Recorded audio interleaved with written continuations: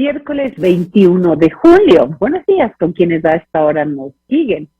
No sé ustedes, pero en lo que a mí respecta, tengo un mal sabor debido a las respuestas dadas por Pachacutic en el caso de Rosita Cerda y sus expresiones públicas, ya conocidas por todos.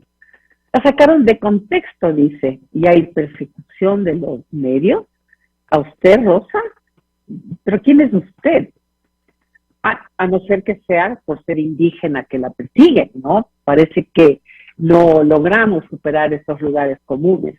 Ahora, por otro lado, otro mal sabor, ¿qué pasa con los legisladores? Hay un comité de ética que siempre cuestioné, porque estas comisiones no sirven para nada, sobre todo si el grupo que lo integra es juez y parte.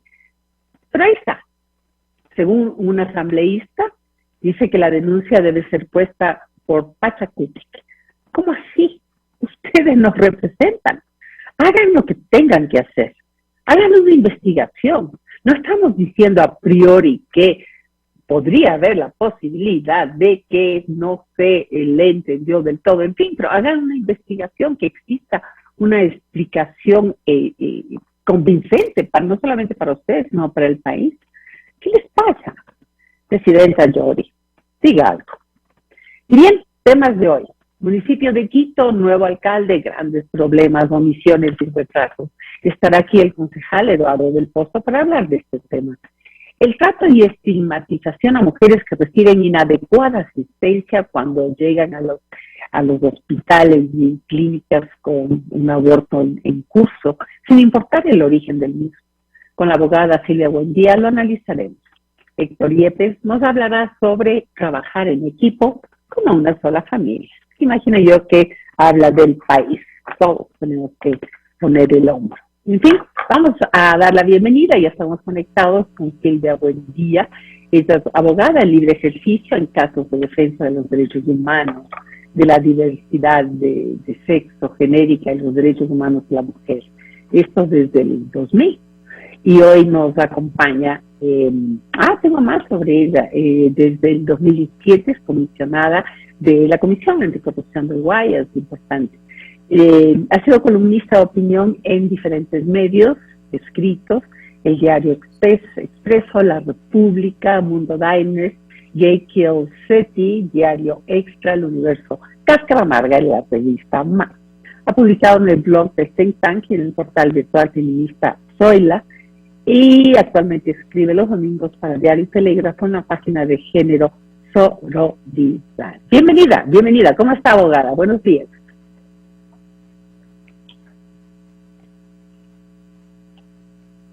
No la escucho, no sé si es problema mío. ¿Aló? Si me pueden decir en producción si estamos con algún problema con el audio, por favor.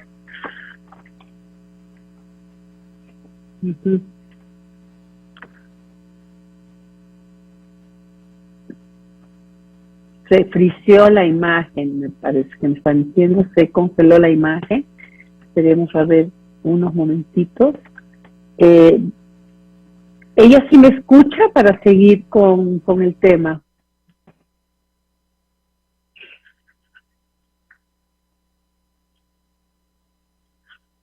A ver, de todas formas, yo voy a seguir con el tema porque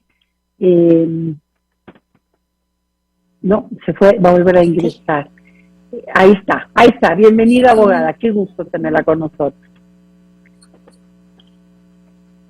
Aquí estoy escuchando todo perfectamente, me desconecté hace un momento. Perfecto. Aquí estoy de nuevo. Ok, perfecto, muchísimas gracias. Mire, yo quiero hacer referencia a un caso del blog de Human Rights Watch, y que también creo que fue replicado en uno de los periódicos locales, al decir local me refiero del país. El caso es este. En el 2017, una señora, el nombre se consideraba y que era como demasiado mayor para volver a quedar embarazada. Sin embargo, empezó a tener, aparte de que ella considerara que debía quedar embarazada, no, ella tuvo un sangrado fuerte, no fue provocado, acudió a un hospital público en Quito, ¿verdad? Un médico le diagnostica infección de las vías urinarias y indicó en su ficha médica que la infección había provocado este aborto espontáneo. que quede claro, un aborto espontáneo.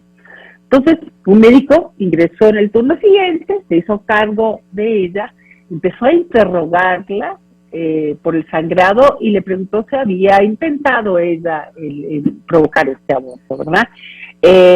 La condición de ella era muy mala, tenía fiebre alta. Sin embargo, el médico lo que hizo fue llamar a la policía.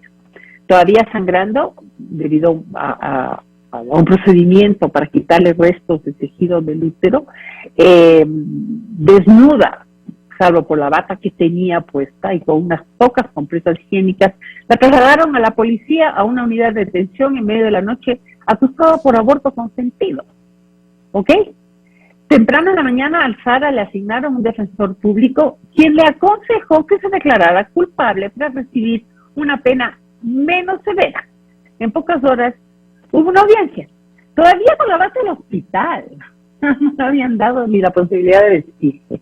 Mareada, sangrando. Se encuentra rodeada de hombres, el juez, el policía, el defensor público, mientras seguía los consejos de su abogado y se declaraba culpable. Al mediodía ya estaba camino a una cárcel en la Tacunga para cumplir una pena de 1 año y 8 meses. Luego de 1 año de estar encarcelada, la hija se contactó con una abogada particular que pudo interponer un recurso que permitió que Sara cumpliera el resto de la pena fuera de la cárcel. Abogada, ¿es excepcional esta historia? ¿Fue un caso de mala suerte de Sara? Gracias por tu pregunta, Yolanda. En el informe de Human Rights Watch se analizan 149 casos, muy similares a los de Sara.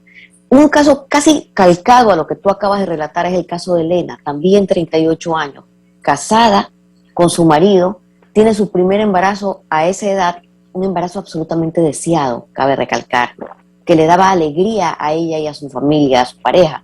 Y le pasa más o menos lo mismo, tiene un sangrado en la noche, el marido la lleva corriendo a emergencia y le pasa exactamente lo mismo. Mareada, descontrolada de dolor, le preguntan si ella ha hecho algo para perder el bebé. Cuando ella dice, voy a perder a mi bebé, no puedo perder a mi bebé, le condicionan la atención médica a que ella se declare culpable. Cuando se la llevan presa, el marido se pone de rodillas a llorar y a decir que no se pueden llevar presa a su mujer, que ella no ha cometido ningún crimen, que ella es una víctima, que él está desesperado. Igual la llevan presa. Entonces no es un caso. Es Sara, es Delfina, es Margarita, es Lucía, es Elena. Son 149 casos en los cuales casi el 80% fueron denunciadas estas mujeres llegando a la emergencia hospitalaria por la enfermera o por el médico, donde se violaron sus derechos procesales, sus garantías procesales, porque las obligan a declararse culpables sin un abogado presente. Les toman declaración fiscal y policía desangrándose y les condicionan la atención médica a que se declaren culpables.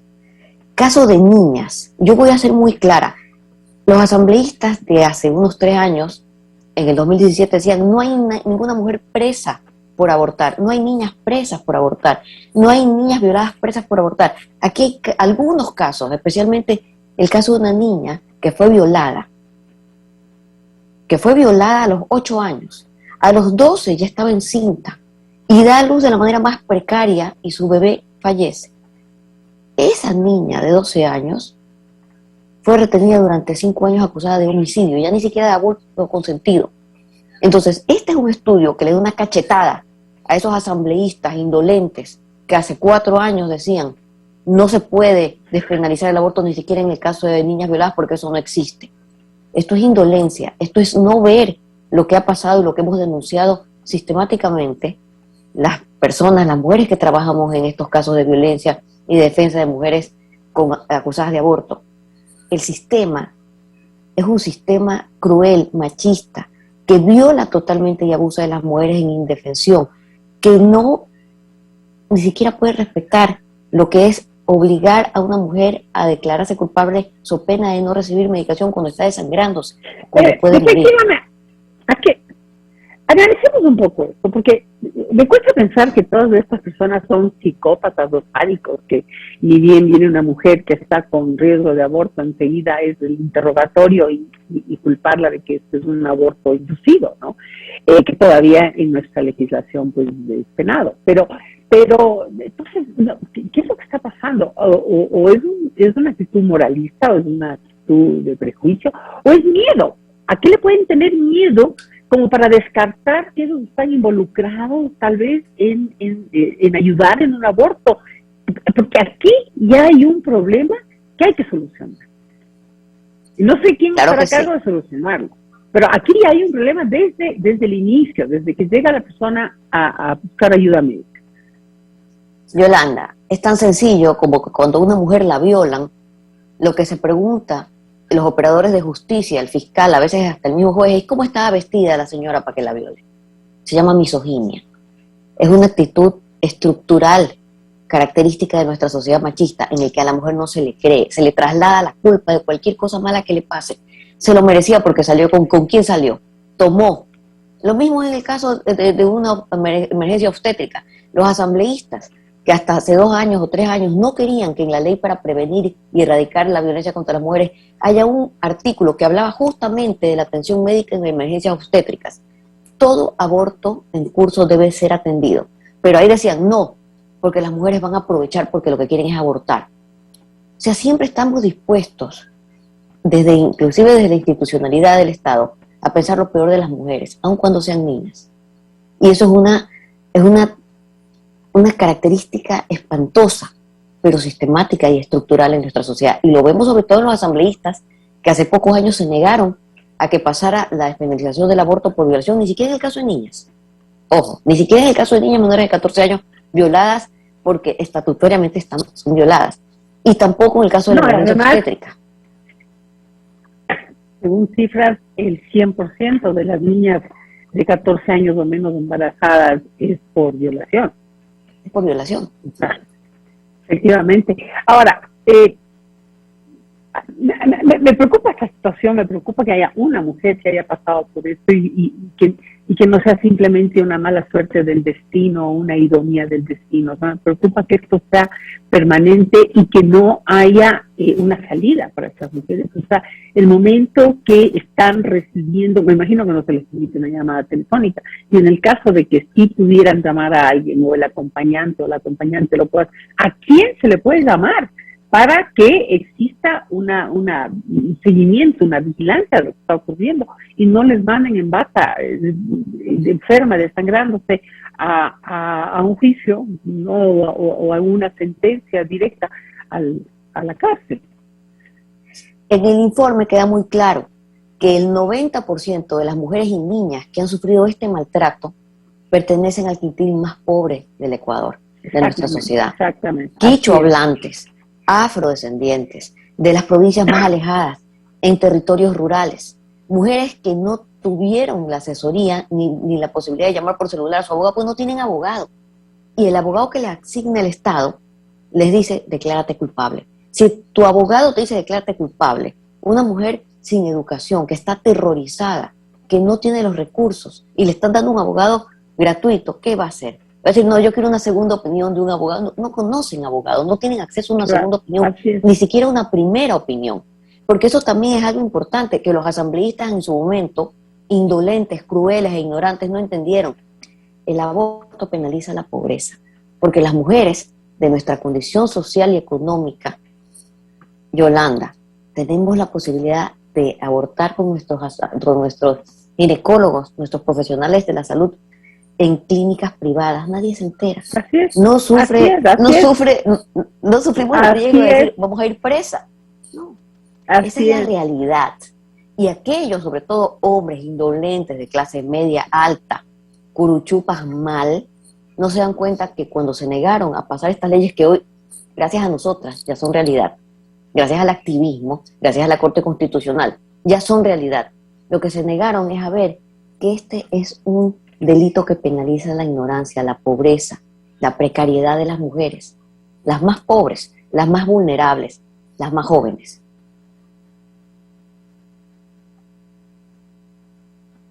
Bueno, ¿qué ¿Qué más se puede hacer? Entonces, simplemente estamos hablando, sobre todo en los lugares más alejados de las grandes urbes, primero. Segundo, en la situación más extrema de pobreza. Tenemos este problema que sufren las mujeres reiteradamente.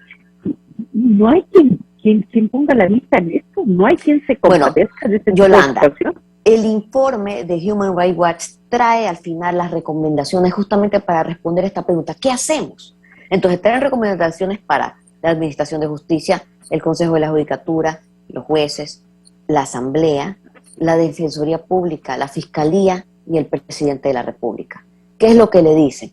Necesitamos tener una campaña para que la política pública sea el acceso a la salud, la defensa de la vida digna, de las decisiones que toman las mujeres. Hoy ya existe la legislación para que dos cosas por lo menos sucedan con garantías de los derechos de las mujeres. Primero, que a cualquier mujer con cualquier emergencia obstétrica se la atienda en forma confidencial, segura, eficiente y con calidez, porque esa es otra, imagínate. Ese es otro tema, viola la confidencialidad. Oye, entonces, exactamente, los fiscales tomando declaración de médicos que están incurriendo en el artículo 179 del Código Orgánico Integral Penal porque revelaron un secreto profesional, y esto es una cosa que desaliento, asambleístas que supuestamente eran abogados, te decían, es que el deber del médico es decir que esta mujer vino causándose un aborto. No, señor. ¿En qué escuela estudió? ¿En qué universidad estudió usted? Es un delito. Revelación de secreto profesional es un delito. Está estipulado en el artículo 179 del Código Orgánico Integral Penal y dice que el médico tiene que guardar confidencialidad sobre la atención de su paciente, y eso dice la Constitución también. Empecemos por eso. Segundo, toda mujer o niña que ha sido violada hoy puede acceder a la atención médica que asegure que no esté en riesgo ni su salud, ni su vida, ni tampoco su libertad. Y eso se debe cumplir, se está cumpliendo, debería estar cumpliéndose hace ya por lo menos 2 meses que salió sentencia, porque esa sentencia de Corte Constitucional es de cumplimiento obligatorio y de última instancia. Lo que tienen que hacer hoy día los nuevos asambleístas simplemente es analizar y aprobar el proyecto que regula que no haya obstáculos para esa atención. Ya la Corte Constitucional resolvió y eso se acata, y se debe estar acatando en este momento.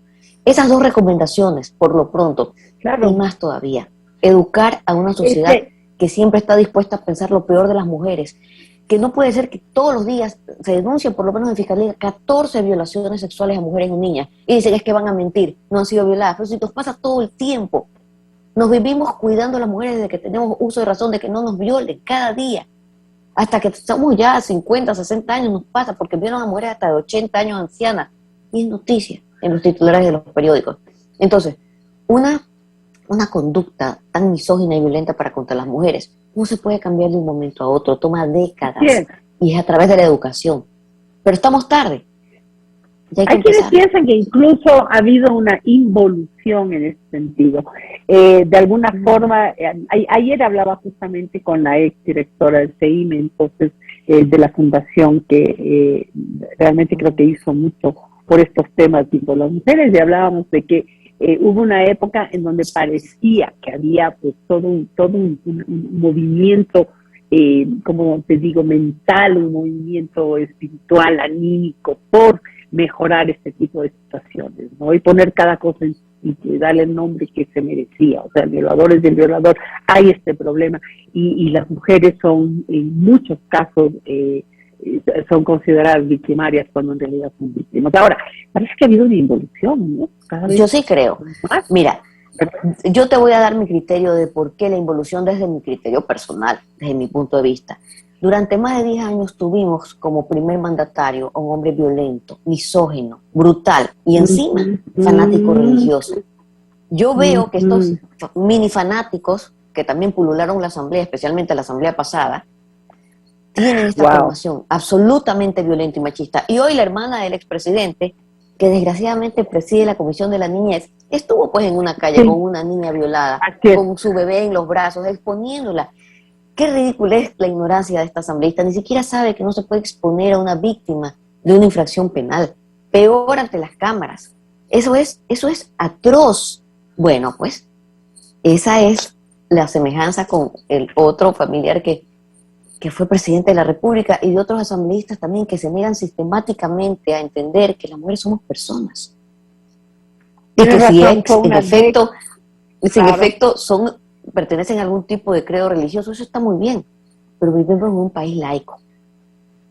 ¿Cómo ve usted en el actual momento las actitudes del presidente Guillermo Lasso, siendo un hombre declarado profundamente religioso católico, Opus Dei, la apertura en cambio que está demostrando frente a determinados temas y a cómo la sociedad soluciona esos temas, sin ninguna injerencia?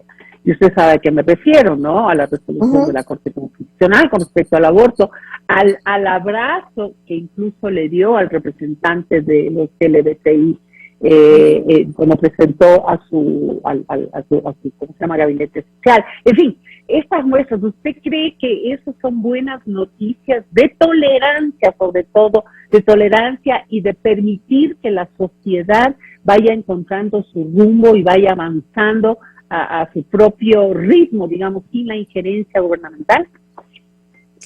Mira, yo lo veo con mucha felicidad. A mí me parece que el candidato Lasso, cuando estaba en la segunda vuelta, cambió profundamente. Y hoy día el presidente Guillermo Lasso, a pesar de ser súper, hiper religioso, acuérdate que él es Opus Dei, digamos que es lo más ultra religioso católico que puede concebirse, según mi criterio. Tampoco yo no sé mucho de religión, pero qué maravilla que él se haya distanciado. ¿Te acuerdas? Tenía un sobrino que era pero fanático mal, un par de asambleístas también que eran súper ignorantes y súper recalcitrantes y reaccionarios. No los puso en su lista de asambleístas y hoy día, gracias a él, ya no son asambleístas. Andarán allí por las redes sociales, algún medio de comunicación le dará espacio, pero felizmente ya no están en la asamblea.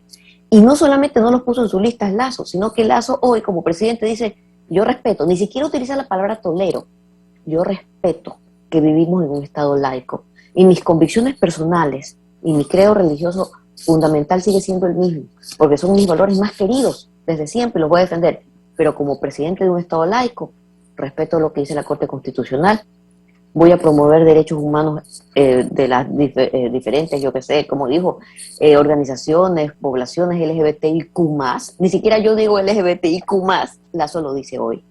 Es una evolución necesaria, pertinente, de la que yo estoy muy contenta. De su secretaria de Derechos Humanos estoy muy contenta, de su subsecretario de Diversidades, tener hoy día una subsecretaría de Diversidades, y del respeto que está mostrando a este tema tan difícil seguramente para él y para su familia, que es la despenalización del aborto en casos de violación. Yo lo saludo, porque yo soy estadista. Ajá.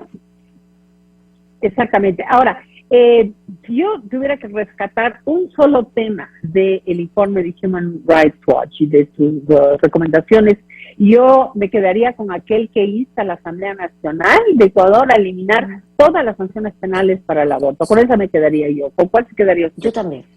Con exactamente la misma, Yolanda, porque estamos viendo que un problema de salud pública no se puede solucionar con el Código Penal. Es como que en la pandemia, si te contagias de COVID vas preso. Así no se soluciona la salud pública de una comunidad, de un estado. Gracias, abogada. Siempre es un gusto conversar con usted. Esperamos que las cosas avancen en favor de las mujeres, del país y de la humanidad. Muchas gracias. Gracias a ti, Yolanda, para servirte.